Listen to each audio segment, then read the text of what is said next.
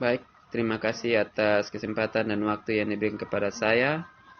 Saya bernama Lot Iguditrio, NIM 1803030040, kelas A, semester 6, jurusan Sosiologi, mata kuliah Sosiologi Politik, Fakultas Ilmu Sosial dan Ilmu Politik, Universitas Nusa Cendana.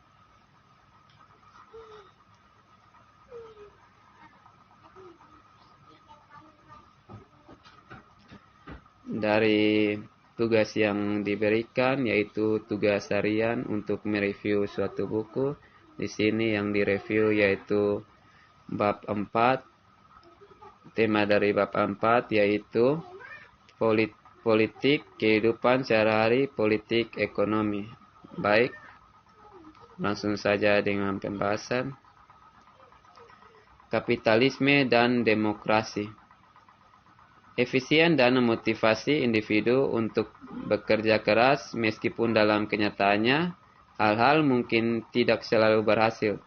Sebagai sistem ekonomi, Amerika Serikat adalah sistem kapitalis dan secara politik dianggap sebagai demokrasi. Meski idealnya, dalam sistem politik, warga negara berhak memiliki hak yang sama di depan hukum, dan memiliki akses ke politisi. Sumber daya ekonomi mereka mempengaruhi aspek-aspek ini.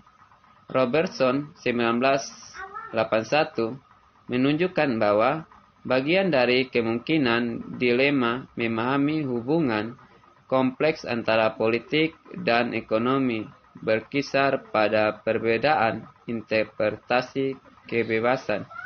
Nilai yang paling kita dukung dengan kuat, lebih khusus lagi, beberapa penekanan, ukuran kebebasan dan definisi kebebasan, sementara yang lain menekankan kebebasan sebagai mempromosikan kesetaraan.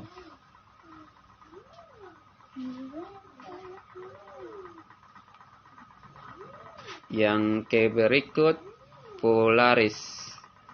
Dalam interpretasi polaris, masyarakat dan politik, fokus utamanya adalah pada hubungan antara sistem politik dan demokrasi. Polaris mengakui beberapa maldistribusi atau ketidaksetaraan sumber daya ekonomi ada. Tetapi ketidakadilan dapat diperbaiki. Nilai-nilai sosial di Amerika Serikat, negara mendukung sistem kapitalis, memuji kebajikan perusahaan bebas dan kerja keras. Itu keuntungan yang diperoleh perusahaan pada umumnya layak dan merupakan hasil dari investasi dan keterlibatan beberapa resiko.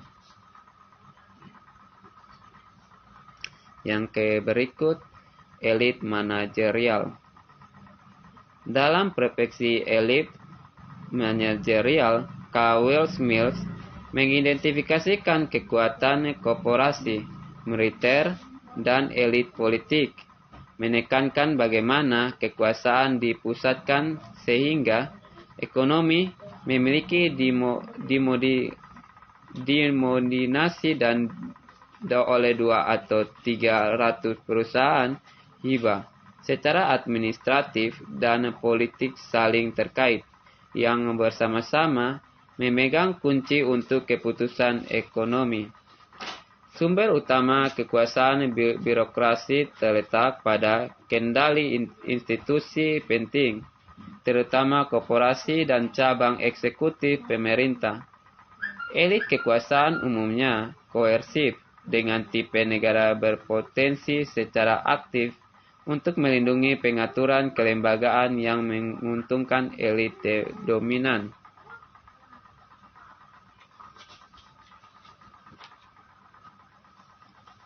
Yang berikut, kelas Marxis. Alih-alih melihat kekuasaan berada di tengah pemerintah besar dan organisasi ekonomi dalam perspektif elit manajerial, Dalam perspektif kelas Marxis, kekuasaan berada di tangan kelas kapitalis. Teori kelas sangat kritis terhadap ekokapitalis, sistem monik dan negara kapitalis yang mendukungnya. Kelompok kekuasaan kunci menurut ini teori adalah kelas penguasa yang dapat didefinisikan sebagai mereka yang memiliki dan mengontrol sarana produksi untuk mendapatkan keuntungan. Kelas penguasa mengeksploitasi kelas pekerja yang hanya memiliki tenaga kerjanya untuk dijual. Posisi kelas seseorang secara signifikan mempengaruhi banyak aspek kehidupannya.